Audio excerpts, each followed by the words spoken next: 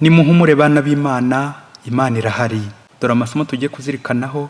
None kuwa kane twibuka Mutagatifu Tereza w'umwana Yezu, tariki ya mbere Ukwakira 2020. Isomo rya mbere ni ryo mu ibaruwa Pawulo Mutagatifu yandikiye Abanyaroma, umutwe wa 8, umurongo wa 14 kugeza ku wa 17. Bavandimwe, abayoborwa na Roho w'Imana, abo nibo bana b'Imana.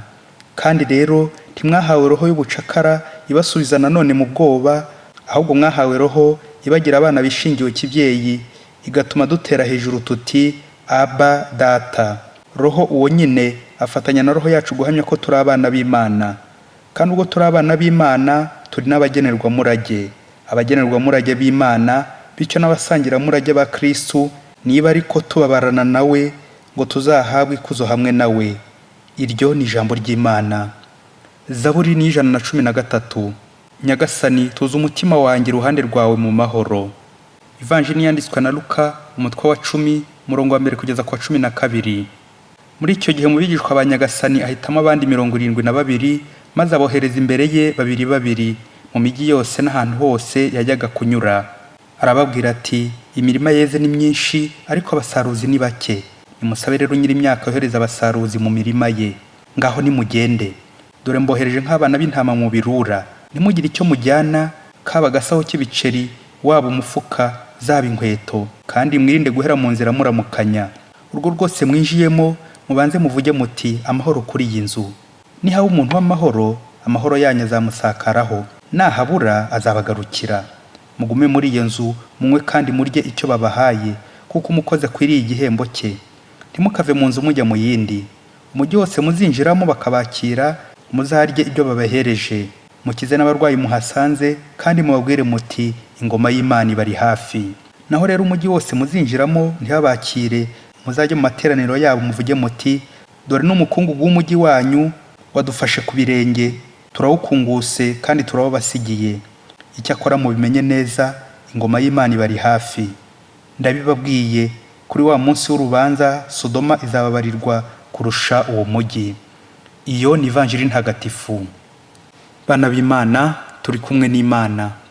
Kuri uyu munsi twibukaho Tereza w'umwana Yezu, patronne de mission. Kiliziya yagize umurinzi w'ubutumwa.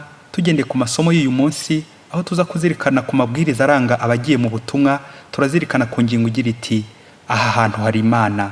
Ntabwo wajya mu butumwa ngo usige Imana. Ubutumwa bwose butangwa n'Imana, kandi niyo ubusohoza. Twebwe nk'abakristu ni ukwakira tukaba ibikoresho by'Imana, ubundi Imana akaba ariyo yivugira, Imana akaba ariyo yikorera, Imana akaba ariyo igaragara.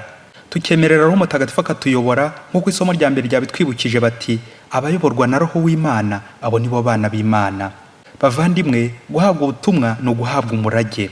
Ubwo turi abana b'Imana, turi n'abagenerwa murage, les héritiers. Nuko rero umurage w'ubutumwa ni umurage w'ijuru, aho Imana iri. Uwakoze neza ubutumwa aba ari kumwe n'Imana. Imana imuhemba ijuru. Ijuru naho Imana iri, aho Imana ituye. Ese iyo ngiye mu butumwa nk'umukristo njyana Imana? Mu ivanjili y'uyu munsi Yezu aratuma. Matayo we avuga ko ari intumwa 12 yohereje mu butumwa, naho Luka we ni abigishwa 72. Luka ashaka kwerekana ko abakora ubutumwa atari intumwa 12 gusa, ahubwo gukora ubutumwa nibyo abakristo bose. Rya jambo ry'ikilatini padiri abwira abakristo misa ihumuje ati, ite misa este, c'est l'envoi, mujye mu butumwa. Misa no kujya mu butumwa. Yezu rero yahaye abigishwa amabwiriza menshi akubiye muri 5 bagomba kugenderaho mu butumwa, ashingiye mu kwamamaza ingoma y'Imana. Icyambere, no violence, koroherana. Mbohereje nk'abana b'intama mu birura. Ntabwo ari ugutegeka abantu ngo bahinduke ku ngufu, ahubwo no kuborohera, kuko ni Roho Mutagatifu uhindura.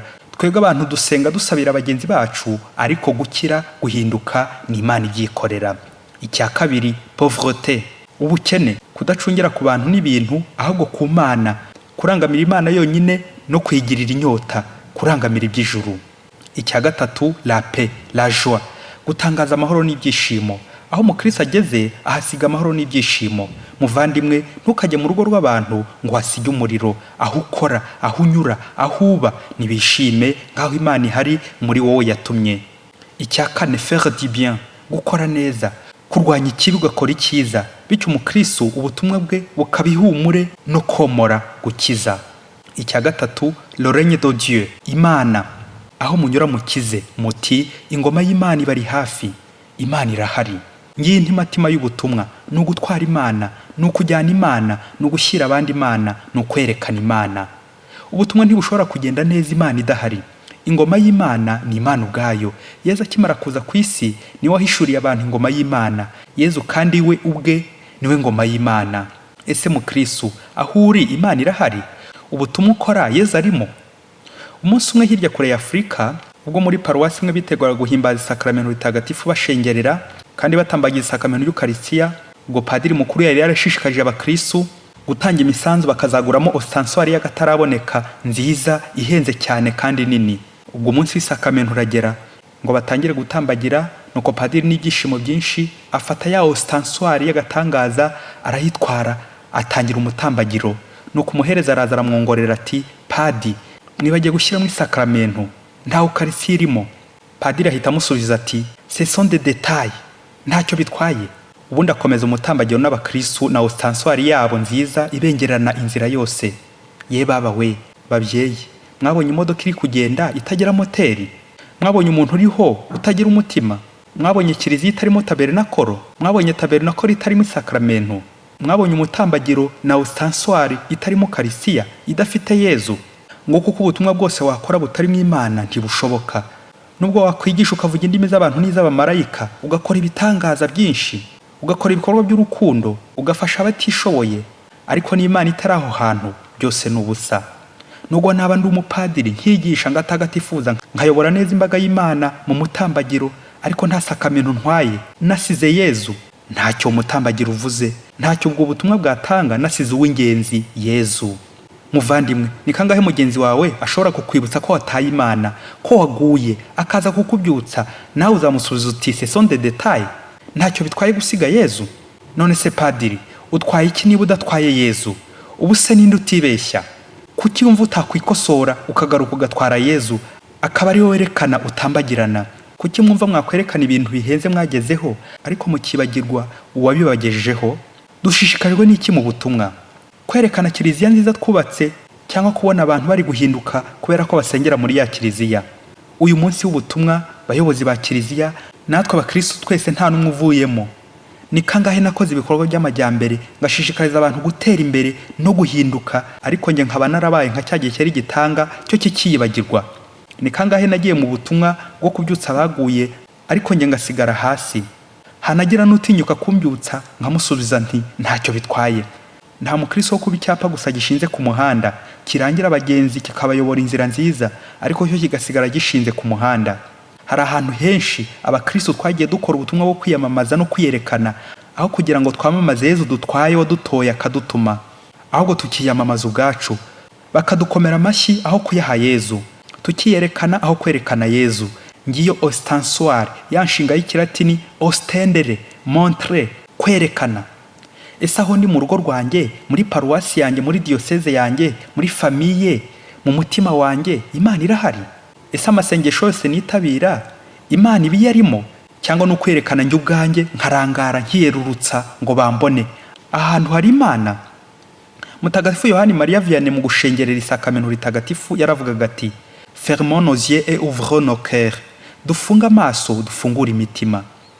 Yohani Maria Vianney hari umukristo yari se yahoraga abona buri gihe uza gushengerera uko agiye ku kazi nuko atashye akaza kureba Yezu mu Ukaristiya. Noneho aza kugira amatsiko aramubaza ati, n'iki ubwira Yezu mu Ukaristiya? Uwo muntu aramusubiza ati, monsieur le curé, je ne lui dis rien, je la vise, il m'avise, je le regarde, il me regarde. Ntacyo mubwira, Yezu arahari, ndamureba nawe akandeba, bikanshimisha. Amen. Ahantu hari Imana.